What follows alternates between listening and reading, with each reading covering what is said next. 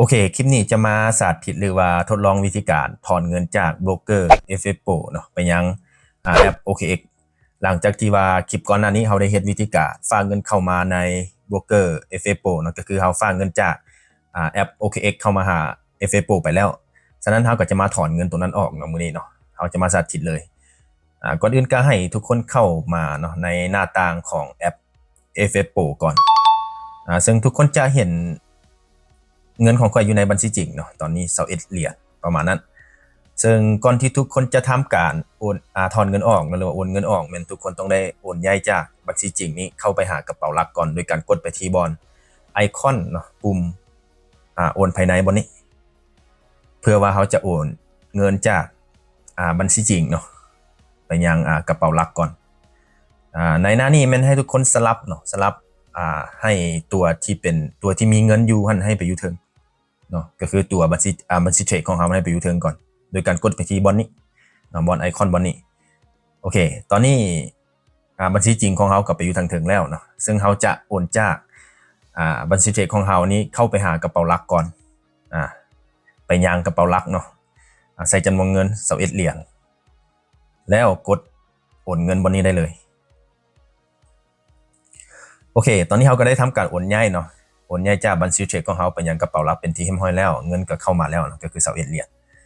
หลังจากที่เขาโอนย้ายแล้วทุกคนก็สามารถที่จะทำการถอนเงินได้เลยโดยการกดไปที่บอนปุ่มถอนเงินบนนี้เนาะ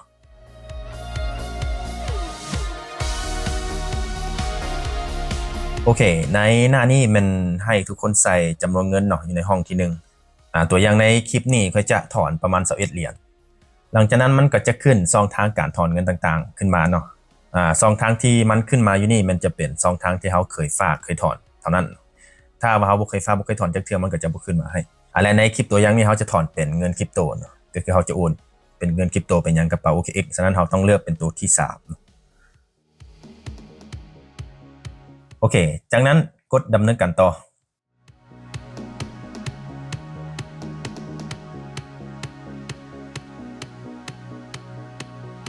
และหน้านี้มันจะให้เราเลือกเครือข่ายคริปโตเนาะ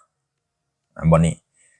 มันก็จะมีเครือข่ายหลายๆอันขึ้นมาแบบนี้แต่ว่าเราต้องได้ไปเบิ่งในเบื้องของ OKX ก่อนเนาะหรือว่ากระเป๋าปลายทางที่เราจะโอนเงินไปก่อนว่าเขาจะรับผ่านเครือข่ายใดได้เนาะก็จะมีก็คือใครหลายๆอันอยู่เนาะแต่ว่าเราต้องเลือกเอาตัวที่มันมีค่าธรรมเนียมต่ำเนาะแล้วก็ใช้เวลาบ่โดนยกตัวอย่างค่อยสิเลือกเอาเป็น TRC Sound เนาะโอเคครับกลับมาใน FFPro แล้วมาเลือกเอาเป็นเครือข่ายTRC Sound เนาะตัวนี้หลังจากนั้นตัว TU กระเป๋าตัวนี้มันให้ทุกคนไป copy เอาอยู่ใน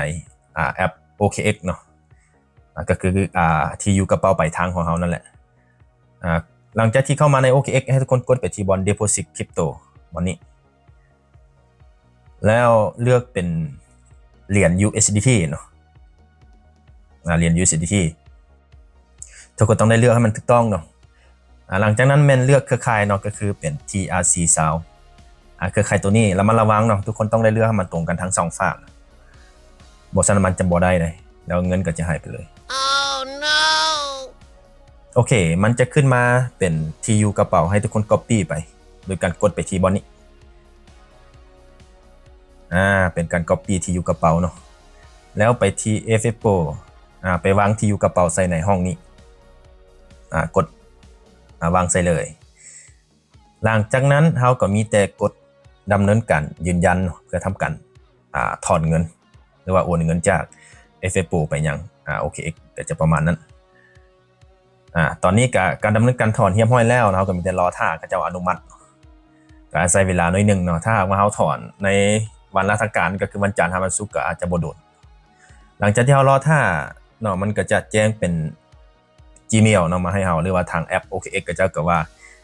ได้ทำการฝากเงินเข้าหรือว่ามีเงินเข้าในแอป OKX เราก็มีแต่เข้ามาเบิ่งได้จาก22เหรียญเนาะหลังจากที่เราเติมเข้ามาก็จะเป็น43ประมาณนั้นเนาะเพราะว่าเขาเติมเข้ามา21เหรียญประมาณนั้น